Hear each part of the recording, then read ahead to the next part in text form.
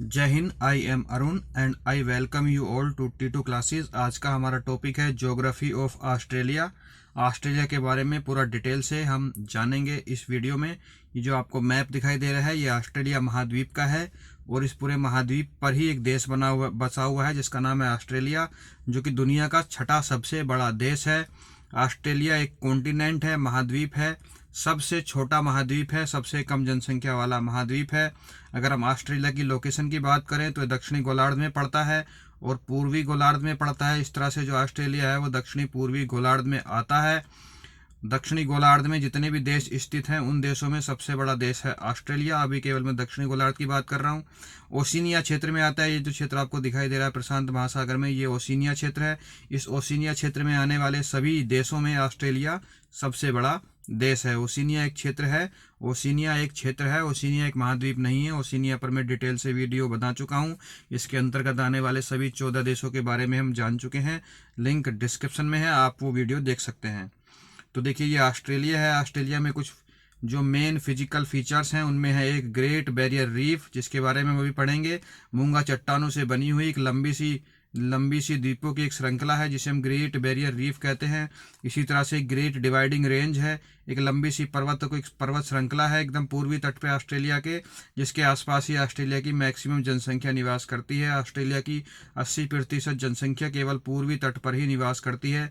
इसके जो मेन शहर हैं, चाहे आप सिडनी बोलें, मेलबर्न बोलें, एडिलेड बोलें, पर्थ बोलें या डार्विन बोलें, ये सब शहर आपने सुने होंगे नाम। अगर आप क्रिकेट के शौकीन हैं तो यहाँ सभी जगह क्रिकेट अक्सर होती रहती है। वैसे भी ऑस्ट्रेलिया के लोग स्पोर्ट्स के काफ़ी शौकीन होते हैं। ह्यूमन डेवलपमेंट इंडेक्स में ये देश दूसरे नंबर पे आता है। इससे पता चलता है कि यहाँ के निवासी जो हैं काफ़ी खुश हैं, काफ़ी अच्छा जीवन व्यतीत करते हैं। तो ऑस्ट्रेलिया में ये है ग्रेट डिवाइडिंग रेंज। यहाँ पे है मरे डार्लिंग रिवर सिस्टम, जो ऑस्ट्रेलिया की मेन नदियाँ हैं। यहाँ पे आपको मिलेगा लेक अय्यर बेसिन यहाँ पे है कि ये इनलैंड बेसिन है, ऑस्ट्रेलिया का लेक है, लेक अय्यर इसको बोलते हैं। और यहाँ पे जो घास के मैदान पाए जाते हैं उन्हें बोलते हैं हम डाउन्स। जैसे कि अलग अलग देशों में घास के मैदानों को अलग अलग देश नाम से जाना जाता है, वो एक दूसरा विषय है जिस पर हम ऑलरेडी एक वीडियो बना चुके हैं। ऑस्ट्रेलिया में काफ़ी मात्रा में डेजर्ट पाए जाते हैं। ये सेंट्रल ऑस्ट्रेलिया और वेस्टर्न ऑस्ट्रेलिया में काफ़ी डेजर्ट पाया जाता है, इसलिए इसको प्यासी भूमि भी कहा जाता है। ठीक है, यह है हमारा इंडियन ओशियन और यह है हमारा पैसिफिक ओशियन। तो चलिए हम बात करते हैं ओशिनिया क्षेत्र में पड़ने वाले ऑस्ट्रेलेशिया के अंतर्गत आने वाले ऑस्ट्रेलिया महाद्वीप की, जो कि दुनिया का सबसे छोटा और सबसे कम जनसंख्या वाला महाद्वीप है। साउथ ईस्ट हेमिस्फीयर में पड़ता है, जैसा कि मैं आपको बता चुका हूँ। छठा सबसे बड़ा देश है ये। नंबर 1 देश जो सबसे बड़ा है वो रसिया है और छठे के बाद 7वां हमारा प्यारा भारत है। बाकी सूची आप तैयार कीजिए। यहाँ की जलवायु की बात करें तो काफ़ी बड़ा है आकार में, इसलिए लगभग सभी तरह की जलवायु पाई जाती है। यहाँ पे ट्रॉपिकल जलवायु, सब ट्रॉपिकल जलवायु, टेम्परेट जलवायु और इक्वेटोरियल जलवायु भी यहाँ पे पाई जाती है। ये ओशिनिया क्षेत्र में 14 देश आते हैं। उन 14 देशों में सबसे बड़ा देश ऑस्ट्रेलिया ही है। ह्यूमन डेवलप इंडेक्स में दूसरे नंबर पे आता है। हालांकि ये लिस्ट की सूची दूसरे, तीसरे, चौथे नंबर की हर साल चेंज होती रहती है, लेकिन इससे हमें पता चलता है कि ऑस्ट्रेलिया में जो लोग रहते हैं वो काफ़ी खुश हैं, हैप्पी लाइफ व्यतीत करते हैं। ये ऑस्ट्रेलिया का फ्लैग है।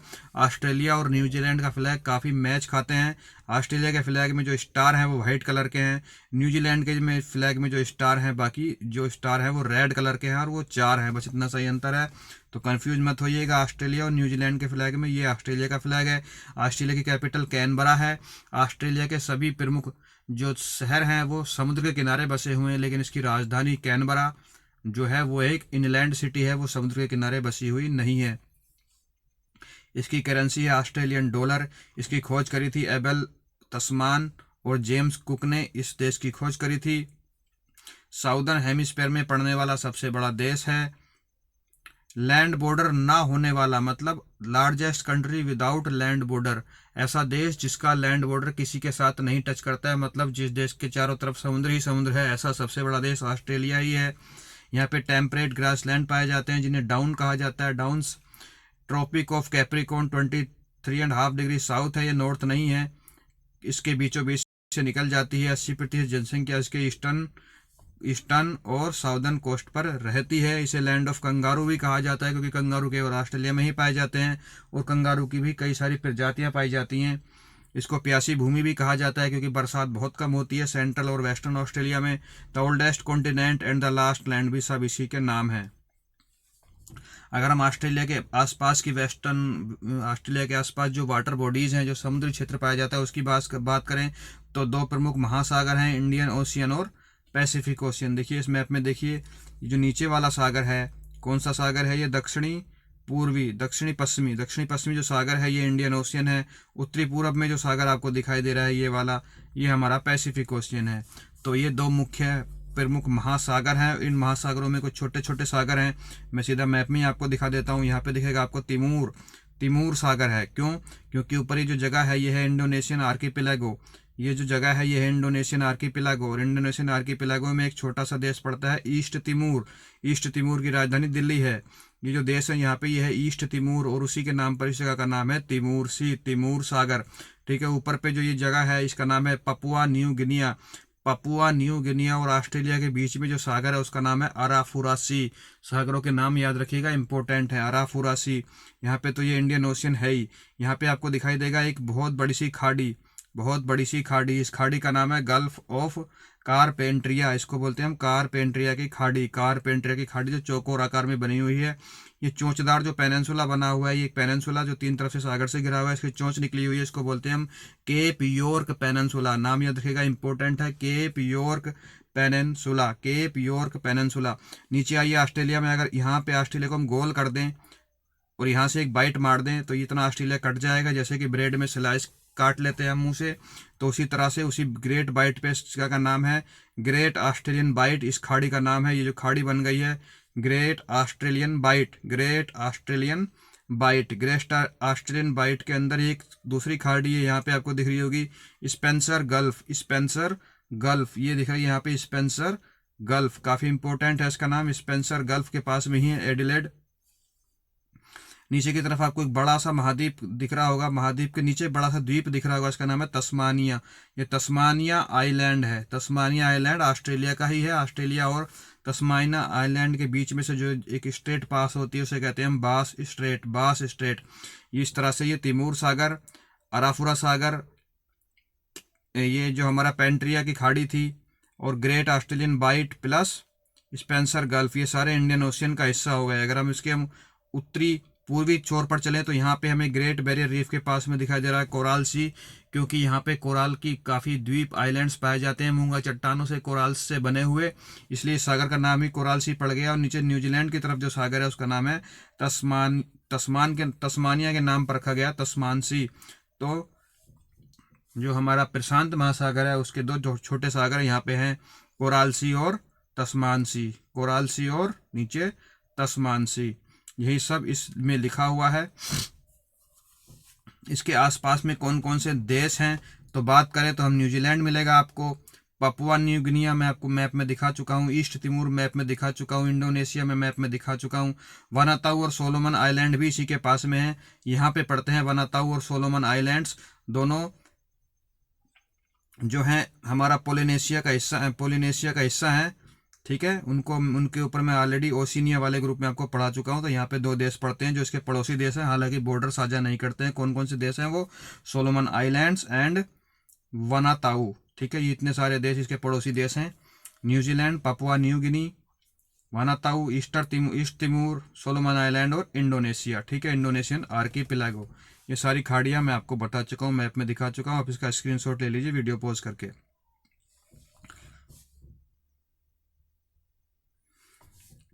ये है कोराल सागर, ऊपर है अराफुरा सागर, इधर है तिमूर सागर, ये है इंडियन ओशियन, यहाँ पे आपको मिलेगा तस्मान सागर, ये है हमारा पैसिफिक ओशियन। बस इतने ही सागर हैं। यह है ग्रेट ऑस्ट्रेलियन बाइट और यह है गल्फ ऑफ कारपेंट्रिया। यहाँ पे एक गल्फ और आती है जोसेफ बोनापार्ट गल्फ। ये भी काफ़ी कभी एग्जाम में पूछ ली जाती है, कहाँ पे है तो ऑस्ट्रेलिया में है। ठीक है, ऑस्ट्रेलिया के जो मैक्सिमम नेम होते हैं उनका ग्रेट लगा रहता है, ग्रेट से भी आप ऑस्ट्रेलिया के साथ याद कर सकते हैं। अगर हम पॉलिटिकल मैप की बात करें ऑस्ट्रेलिया की, तो ऑस्ट्रेलिया में जो है कुछ इस तरह से ऑस्ट्रेलिया को राज्यों में बांट दिया गया है। तो इन राज्यों में 6 राज्य हैं और 2 टेरिटरी हैं। 6 राज्य हैं और 2 टेरिटरी हैं। टेरिटरी कौन कौन सी है? नॉर्दर्न टेरिटरी जिसकी कैपिटल डार्विन है, और ऑस्ट्रेलियन कैपिटल टेरिटरी जो कि कैनबरा है। ये छोटा सा स्पॉट आपको दिख रहा है वाइट वाला, यह है Australian capital territory Canberra. Australia की राजधानी है। और जो येलो कलर से आपको दिख रहा है यह है नॉर्दर्न टेरिटरी, जिसकी कैपिटल है डार्विन। यहाँ पे आपको समुद्र के किनारे पे दिख रही है डार्विन। डार्विन समुद्र के किनारे पर स्थित है। यह है वेस्टर्न ऑस्ट्रेलिया। वेस्टर्न ऑस्ट्रेलिया जो है सबसे बड़ा स्टेट है ऑस्ट्रेलिया का, वेस्टर्न ऑस्ट्रेलिया, और इसकी कैपिटल पर्थ है, ये भी समुद्र के किनारे पर है। ये साउदर्न ऑस्ट्रेलिया है। साउदर्न ऑस्ट्रेलिया, इसकी कैपिटल है एडिलेड, वो भी समुद्र के किनारे पर है। यह है क्वींसलैंड। क्वींसलैंड की कैपिटल जो है हमारी ब्रिस्बेन है, वो भी समुद्र किनारे पर है, ब्रिस्बेन। यह है New South Wales. New South Wales में जो है ऑस्ट्रेलिया की सबसे ज़्यादा जनसंख्या निवास करती है न्यू साउथ वेल्स में। और न्यू साउथ वेल्स में की राजधानी सिडनी है। सिडनी भी समुद्र के किनारे पर ही स्थित है। और सिडनी जो है वो ऑस्ट्रेलिया का सबसे बड़ा शहर है। ऑस्ट्रेलिया का सबसे बड़ा शहर जो है वो कैनबरा नहीं है, सिडनी है। ठीक है, कौन सा शहर बच्चों ऑस्ट्रेलिया का सबसे बड़ा शहर है? सिडनी। और सिडनी ऑस्ट्रेलिया का नहीं, ओशिनिया, पूरे ओशिनिया क्षेत्र में सबसे बड़ा शहर सिडनी ही है, जो कि न्यू साउथ वेल्स की राजधानी है। यहाँ पे एक राज्य पड़ता है, इसका नाम है विक्टोरिया, जिसकी कैपिटल क्या है? मेलबर्न। ठीक है, मेलबर्न जो है वो भी समुद्र के किनारे पर स्थित है। नीचे जो ये आइलैंड है तस्मानिया, तस्मानिया की कैपिटल है होबार्ट। होबार्ट एक बहुत ही फेमस बंदरगाह है, तस्मानिया की राजधानी है। होबार्ट भी एक ऑस्ट्रेलिया का राज्य है। तो इस तरह से मैंने आपको बता दिया कि ऑस्ट्रेलिया में 6 राज्य हैं और 2 टेरिटरी हैं। इसका आप स्क्रीनशॉट ले सकते हैं। इनमें सबसे बड़ा राज्य जो है वो वेस्टर्न स्टेट है। सबसे बड़ा शहर जो है वो सिडनी है। और सबसे ज़्यादा लोग जो है वो न्यू साउथ वेल्स में रहते हैं। तस्मानिया एक आइलैंड है जिसकी कैपिटल होबार्ट है। अगर हम ऑस्ट्रेलिया की जलवायु की बात करें तो जैसे मैंने आपको बताया कि जो मकर रेखा है वो इसके बीचों बीच से गुजर जाती है। तो मकर रेखा के आसपास वाले क्षेत्र में रेगिस्तान पाया जाता है, जहाँ की डेजर्ट प्रकार की, मरुस्थलीय प्रकार की जलवायु पाई जाती है। ऊपर यहाँ से इक्वेटर गुजरती है ऑस्ट्रेलिया के ऊपर से होती हुई, तो यहाँ पे जो जलवायु पाई जाती है उसका नाम है इक्वेटोरियल जलवायु। विषुवत रेखीय जलवायु पाई जाती है। विषुवत रेखा और मकर रेखा के बीच में जो जलवायु होती है उसे हम बोलते हैं कटिबंधीय जलवायु, उष्ण कटिबंधीय जलवायु, ट्रॉपिकल जलवायु यहाँ पे पाई जाती है। इस क्षेत्र में ट्रॉपिकल जलवायु पाई जाएगी। ठीक है, और बाकी जो बच गया उसमें नीचे देखेंगे तो नीचे की तरफ क्या आएगा? नीचे नॉर्थ पोल आना शुरू हो जाएगा। तो नीचे जो है शीतोष्ण प्रकार की जलवायु पाई जाएगी, टेम्परेट जलवायु पाई जाएगी। ठीक है, और यहाँ पे कुछ जो है सब ट्रॉपिकल जलवायु और डेजर्ट जलवायु। ये जो पीले वाले दिखाई दे रहा है आपको क्षेत्र, इन पीले वाले क्षेत्र में जो है ग्रास लैंड पाए जाते हैं, जिन्हें डाउन्स कहा जाता है। ठीक है, इनमें पाए जाते हैं ग्रास लैंड। मेनली यहाँ पे डेजर्ट वाली जलवायु है, मरुस्थलीय जलवायु पाई जाती है। जो यहाँ पे फेमस जलडमरू मध्य स्टेट हैं, उनके बारे में अगर हम बात करें तो 2 फेमस स्टेट हैं ऑस्ट्रेलिया के आसपास, टोरस स्टेट और बास स्टेट। टोरस स्टेट और बास स्टेट। देखिए ये जो ऊपर आपको जगह दिख रही है, यह पपुआ न्यू गिनी जो कि एक देश है। नीचे ऑस्ट्रेलिया देश है। इधर जो सागर है वो अराफुरा सागर है। अराफुरा सागर किसका हिस्सा है? हिंद महासागर का हिस्सा है। इधर पैसिफिक ओशियन वाला सागर है, कोराल सागर। तो पैसिफिक ओशियन को हिंद महासागर से या अराफुरा सागर को कोराल सागर से जोड़ने वाली स्ट्रेट है, उसका नाम है टोरस स्ट्रेट। किनके बीच में है? ऑस्ट्रेलिया और पपुआ न्यू गिनिया के बीच में है। ये यहाँ पे लिखा हुआ है, इसका स्क्रीनशॉट आप ले सकते हैं। दूसरी हमारी बास स्टेट। बास स्टेट हमें कहाँ पे मिलेगी? देखिए मेनलैंड ऑस्ट्रेलिया है और नीचे जो ऑस्ट्रेलिया का एक आइलैंड है जिसका नाम क्या है? तस्मानिया। तो तस्मानिया और मेनलैंड ऑस्ट्रेलिया के बीच में एक जल संधि है, जल डमरू मध्य, जिसे हम कहते हैं बास स्ट्रेट। अब बास स्ट्रेट किसको जोड़ती है? ये क्या है? ये इंडियन ओशियन है। ये क्या है? ये पैसिफिक ओशियन है। और पैसिफिक ओशियन में भी क्या है? तस्मान सी। तो इंडियन ओशियन को तस्मान सी से या इंडियन ओशियन को पैसिफिक सी से जोड़ देती है। मेनलैंड ऑस्ट्रेलिया और तस्मानिया के बीच में है बास स्ट्रेट। ये यहाँ पे लिखा हुआ है, इसका आप स्क्रीनशॉट ले सकते हैं। अगर मेनलैंड ऑस्ट्रेलिया भी बोल सकते हैं। और ऑस्ट्रेलिया का कौन सा राज्य है? ये विक्टोरिया है। जैसे न्यू साउथ वेल्स है, ऊपर क्वींसलैंड है, ये साउथ ऑस्ट्रेलिया, ऐसे नीचे वाला जो है वो विक्टोरिया राज्य है। इनके बीच में है हमारी बास स्ट्रेट। ये जो मैं हाथ से लिख के नोट्स बनाता हूँ, यही नोट्स है, यही PDF है। इसका आप स्क्रीनशॉट वीडियो पोस्ट करके ले सकते हैं। अब हम बात करेंगे ग्रेट डिवाइडिंग रेंज की।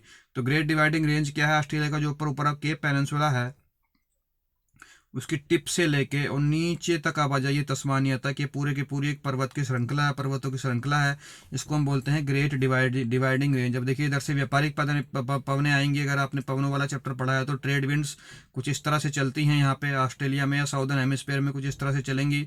और वो ट्रेड विंड्स आके कहाँ टकराएंगी? इसी ग्रेट डिवाइडिंग रेंज से वो ट्रेड विंड्स टकरा जाएंगे, जो अपने साथ नमी लेके आ रही थी, और सारी की सारी बरसात जो है यहीं पर हो जाएगी और उसके आगे बरसात पहुंच ही नहीं पाएगी। इसलिए बाकी की सारा का सारा ऑस्ट्रेलिया जो है वो सूखा रह जाता है। जो भी बरसात होती है यहीं पर होती है। लंबी सी पर्वतों की श्रृंखला को हम बोलते हैं ग्रेट डिवाइडिंग रेंज। ठीक है, इसमें सबसे ऊंचा पर्वत जो है वो माउंट खुजवास्को है। देखिए इसके बारे में जान लेते हैं। बिल्कुल ऑस्ट्रेलिया का जो पेनिनसुला है उसके टिप से लेके नीचे तस्मानिया तक पर्वतों की जो श्रृंखला है वो दुनिया की तीसरी सबसे लंबी पर्वत श्रृंखला है। भारत की हिमालय पर्वत चौथे नंबर पे आती है। पहले और दूसरे नंबर पे कौन सी आती है वो आप सर्च करके मुझे कमेंट करके बता सकते हैं। तीसरी सबसे लंबी पर्वत श्रृंखला है ग्रेट डिवाइडिंग रेंज। इसमें जो सबसे ऊंचा पर्वत है वह है कोजियोस्को जिसकी हाइट है 2228 मीटर। इसका हाईएस्ट पीक है। यहाँ पे है कोजियोस्को, ये है कोजियोस्को, यहाँ पे लिखा हुआ भी है माउंट कोजियोस्को। इस जो ग्रेट डिवाइडिंग रेंज है इसको ईस्टर्न कार्डिलेरा कहते हैं। ईस्टर्न कार्डिलेरा इसी का नाम है। इससे क्या है, छोटी छोटी नदियाँ ईस्टवार्ड निकल जाती हैं। जब यहाँ पे बरसात होगी तो समुद्र पास में ही, तो छोटी छोटी नदियाँ जो हैं पूर्वी तट पे छोटी छोटी नदियाँ हैं और कुछ नदियाँ जो हैं पश्चिमी तट पे भी बहती हैं और उन नदियों का सिस्टम बन के बनता है मरे डार्लिंग रिवर सिस्टम। ये है मरे डार्लिंग रिवर सिस्टम जो पश्चिमी तट की तरफ आ रही हैं। सेंट्रल और वेस्टर्न ऑस्ट्रेलिया जो है हमारी मध्य और पश्चिमी ऑस्ट्रेलिया में बहुत कम बारिश होती है इस ग्रेट डिवाइडिंग रेंज के कारण। आई होप आपको ग्रेट डिवाइडिंग रेंज समझ में आ गया होगा। ये कुछ इस तरह से ग्रेट डिवाइडिंग रेंज, यहाँ से जो येलो कलर से आपको दिख रही है यहाँ से शुरू होके, सॉरी फॉर दिस, ऑस्ट्रेलिया में यहाँ से शुरू होके और यहाँ तक ये जो पीला पीला आपको दिख रहा है ये पूरे का पूरा ग्रेट डिवाइडिंग रेंज है। जो बीच में ग्रीन ग्रीन सा आपको दिख रहा है ये डाउन्स हैं, घास के मैदान है डाउन्स। और ये जो पीला पीला आपको दिख रहा है, इधर पीला नहीं बोलेंगे ब्राउन बोलेंगे, ये सारे के सारे रेगिस्तान है। यहाँ पे आपको कुछ गहरा सा दिखाई दे रहा होगा तो यहाँ पे एक झील है जिसका नाम है लेक अय्यर जो कि इनलैंड झील है, उसके बारे में हम अभी जानेंगे। ग्रेट बैरियर रीफ की बात करते हैं तो ग्रेट बैरियर रीफ क्या है, मूंगा चट्टानों में एक मूंगा एक समुद्री जीव होता है। समुद्री चट्टानों पे पत्थरों पे वो चिपका रहता है। जब वो जीव मर जाता है तो उसके ऊपर जो खोल होता है उस जीव के ऊपर वो कैल्शियम कार्बोनेट का बना होता है और वो सारे खोल आपस में इकट्ठे होकर जुड़ जाते हैं और एक द्वीप का निर्माण कर लेते हैं। एक द्वीप बन जाता है जैसे कि हमारा लक्षद्वीप मूंगा चट्टानों से ही बना हुआ, कोराल से बना हुआ ही द्वीप है। इसी तरह से यहाँ पे इतने सारे द्वीप बन गए हैं, इतनी सारी चट्टानें इकट्ठी हो गई हैं कि पूरी एक बैरियर बन गया है। उसी बैरियर को कहा जाता है ग्रेट बैरियर रीफ। ठीक है, ये कोराल से बनी हुई है, प्रवाल भित्तियों से। दुनिया की सबसे बड़ी कोराल रीफ है ये, लगभग 2900 किलोमीटर, देखिए 2900 किलोमीटर लंबी ये कोराल रीफ है जिसमें लगभग 900 द्वीप हैं। Can be seen from the outer space, space में जाके भी इस कोराल रीफ को देखा जा सकता है। पहले हम देखते हैं कि ये है कहाँ पे। तो ये देखिए ऑस्ट्रेलिया है, ये ऑस्ट्रेलिया का केप यॉर्क पेनिनसुला है। केप यॉर्क पेनिनसुला के बराबर वाला जो ये राज्य है, ये जो राज्य है इस राज्य को हम बोलते हैं, जो पीले कलर से आपको राज्य दिख रहा है इसका नाम क्या है, क्वींसलैंड। तो क्वींसलैंड के किनारे किनारे पर ही केप यॉर्क पेनिनसुला की टिप से लेके जो जगह है, ये जो पीले कलर से आपको दिख रही है ये ग्रेट बैरियर रीफ। यहाँ पे मूंगा चट्टानों की, मूंगा से बनी हुई प्रवाल भित्तियों की बहुत सारी आइलैंड्स हैं और एक बैरियर जैसा बन गया है। इस ग्रेट बैरियर रीफ के नाम पर ही इस वाले सागर का नाम भी क्या है, कोराल सागर है। तो यहाँ पर है ग्रेट बैरियर रीफ। ठीक है, आई होप आपको लोकेशन समझ में आ गई होगी। Can be seen from the outer space, इसको स्पेस में जाके भी देखा सकता है। World biggest single structure made by the living organism. ठीक है, किसी जीवित जंतु के द्वारा बनाई गई दुनिया की सबसे बड़ी स्ट्रक्चर है। 1981 में इसको वर्ल्ड हेरिटेज साइट भी घोषित कर दिया गया था। एक संस्था है CNN, आपने सुना होगा, न्यूज एजेंसी भी है, उसके 7 natural wonder of the world जो हैं उसमें भी इसको शामिल किया गया था 1997 में।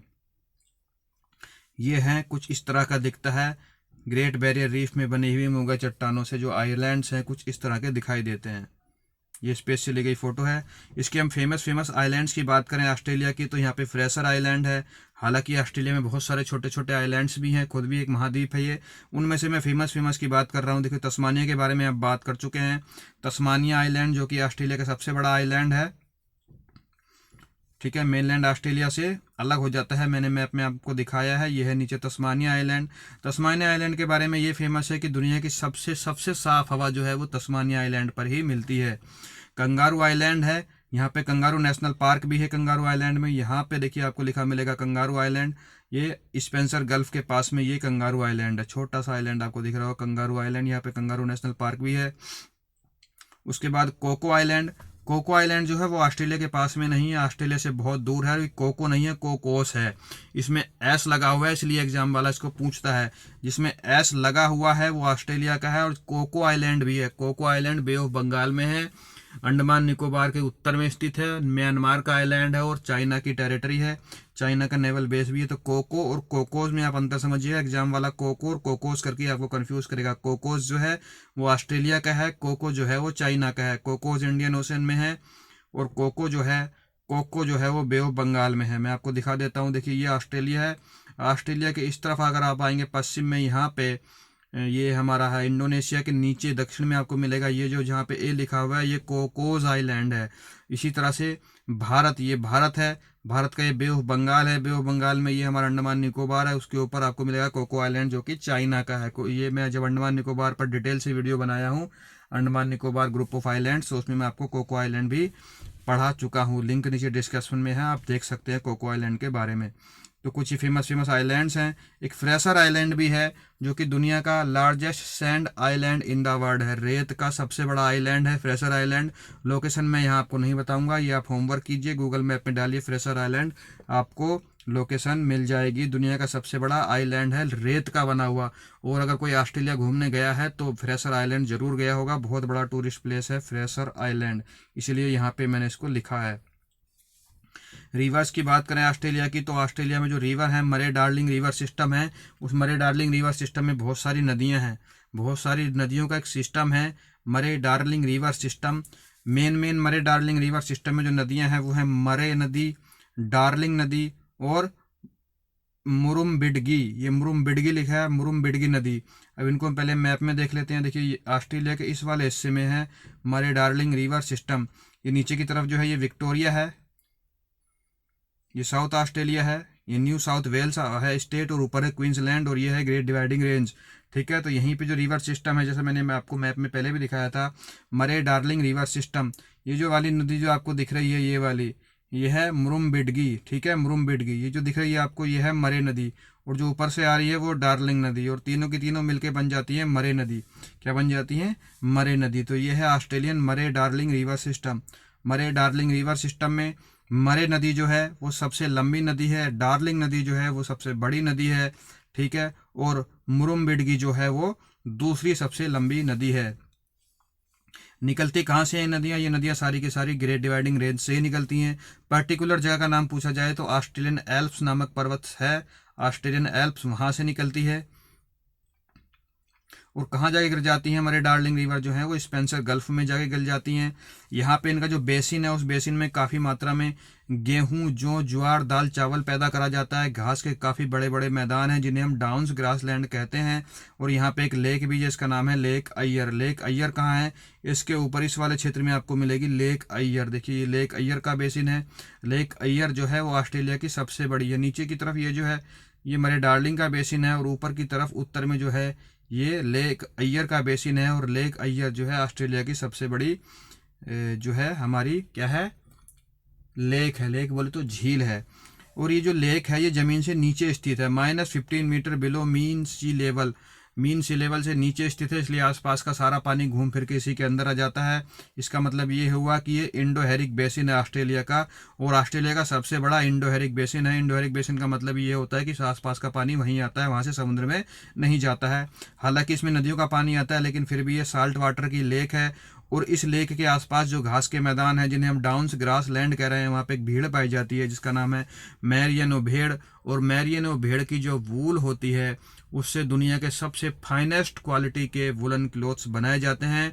और ऑस्ट्रेलिया वूल के उत्पादन में दुनिया में नंबर 1 है, ये आपको पता होना चाहिए। और मैरियनो शिप से जो ऊन मिलती है वो काफ़ी ज़्यादा महंगी मिलती है, काफ़ी फाइनेस्ट क्लोथ उससे बनते हैं। ये मरे डार्लिंग रिवर सिस्टम, ये लेक अय्यर जो कि अय्यर लेक ऑस्ट्रेलिया की सबसे बड़ी लेक है। यह है लेक अय्यर का बेसिन। ठीक है, ये वाला लेक अय्यर का बेसिन है, और ये वाला जो है ये मरे डार्लिंग रिवर सिस्टम का बेसिन है। इधर ग्रेट डिवाइडिंग रेंज है, और जो मैंने आपको ऑस्ट्रेलियन आल्प्स बताया था वो ऑस्ट्रेलियन आल्प्स पर्वत श्रृंखला ये वाली है जो मैंने अभी आपको बताया, ऑस्ट्रेलियन आल्प्स। अब देखिए यहाँ पर आपको एक चीज़ दिखाई दे रही होगी, अय्यर्स रॉक।